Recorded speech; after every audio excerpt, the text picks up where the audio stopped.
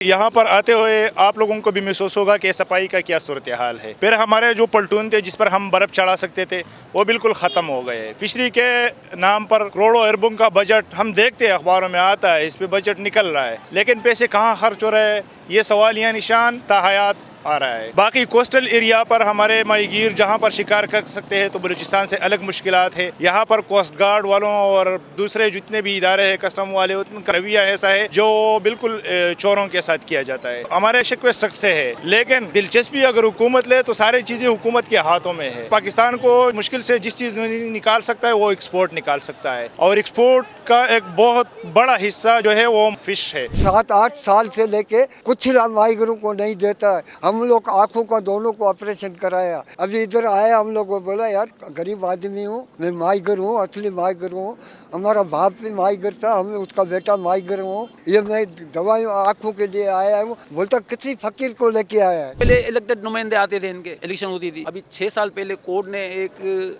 Order निकाला है कि भिजा के आप वो इलेक्शन करा दें। अब ये आप इनसे पूछें जो अंदर बैठे हुए हैं, कोर्ट के डिप्टी रजिस्ट्रार हैं, क्यों बंद करके बैठे हैं ये? अच्छा चलो बंद करके बैठे, कोर्ट ने जब इनको बोल दिया कि आप जाके इलेक्शन कराएं, तो ये इलेक्शन क्यों नहीं करा रहे? मेन वजह तो यही है, मसाइल सारे ऐसे पैदा हो रही। मेन चीज़ जिसके ऊपर लड़ाई हो रही है, शोर शराबा हो रहा है, वो इलेक्शन है। वो कोर्ट ने आर्डर दे दिया है, 2 रुकनी कमेटी बना दी है, नवीद अब्बासी को और उसको आबद खान को, तो वो क्यों नहीं इलेक्शन करा रहे हैं? अच्छा, इलेक्शन ना कराने की आपके ख्याल में वजह क्या है? करप्शन है, जाहिर सी बात है। 2.5% जो चल रहा है वो 2.5% क्या है? करप्शन हो गया ना। गेट दिखा देते हैं आपको, जिस भी गेट पे जाए तो इस वक्त गेट पास नहीं निकलेगी। अलग एक लॉ बना हुआ है, FCS का जो है कानून है, बाईलास के अंदर लिखा हुआ है कि ये फंड इनके वेलफेयर के अंदर इनके इस्तेमाल का होगा। वो ये लोग खा रहे हैं 2.5% के हिसाब से। इसमें जो इन्वॉल्व है सब इनको सबको पता है। ये इदारा कायम किया गया था माहीगीरों की फलाह बहबूद के लिए। जो माहीगीर समंदर का सीना चीर के जो कमाई करते हैं वो FCS का एक अकाउंट है, जो बैंक अकाउंट, उसमें जमा होता है। उसी अमाउंट से इस माहीगीरों की फलाह बहबूद के काम होते हैं, उसके अलावा मार्केट के काम होते हैं। जो यहाँ का स्टाफ है उनकी तनख्वाहें अदा की जाती है। तकरीबन 7 साल कबल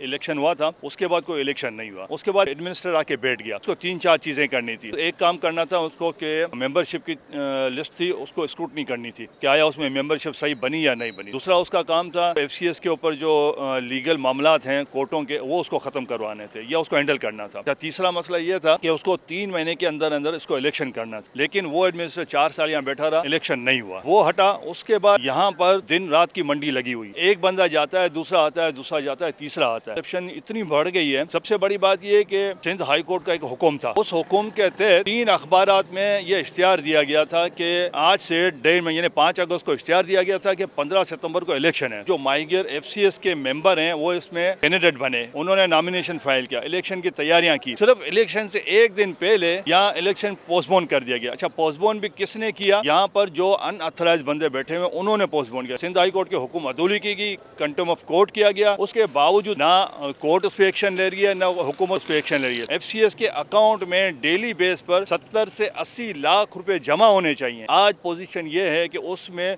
20-25 लाख रुपए भी जमा नहीं हो रहे। बाकी जो जा रहे हैं, जो यहाँ बैठे हुए हैं गैर कानूनी लोग, उनकी जेबों में जा रहे हैं, या उन्होंने जिनको ठेका दिया हुआ है ये उनके जेबों में जा रहे हैं। बात आप जमहूरियत की करते हैं, लेकिन आप जमहूरियत पे भी डाका डालते हैं और लोगों का हक नहीं देते। चाहे वो माहीगीरों की जमीनों का मामला हो, उनकी नाजायज फरोख्त की जा रही है, चाहे वो तरक्कियां हो, तबादले हो, दीगर चीजें हो, इन सारी चीजों पे डाका डाला जा रहा है और ये डाका हमें किसी सूरत कबूल नहीं है। 6 साल से इनको आपने मजबूर किया हुआ है। ना आप वेलफेयर का फंड दे रहे हैं, वो फंड भी रोक दिया है। अब आप मुझे बताइए, एक आदमी किस तरह अपना रोजगार, जिसका रोजगार छीन लिया गया हो, जिसको वेलफेयर न मिल रही हो, जिसकी कश्तियां टूट फूट का शिकार हो, जिनको बुनियादी सामान न मिल रहा हो जिसके जरिए वो अपना कारोबार जिंदगी चला सकें, वो किस तरह अपनी जिंदगी को आगे बढ़ाएंगे, किस तरह ये सारे मामलात आगे बढ़ेंगे? लिहाजा इस जुल्म के खिलाफ जमात इस्लामी आवाज बुलंद करेगी। अगर आपने इनकी आवाज पर कान न धरे, फौरी तौर पर आपने इन मसाइल को एड्रेस नहीं किया, तो इंशाअल्लाह एक जबरदस्त धरना होगा, सारे लोगों को निकालेंगे। जमात इस्लामी वो नहीं है जो वादा करके पीछे हट जाए।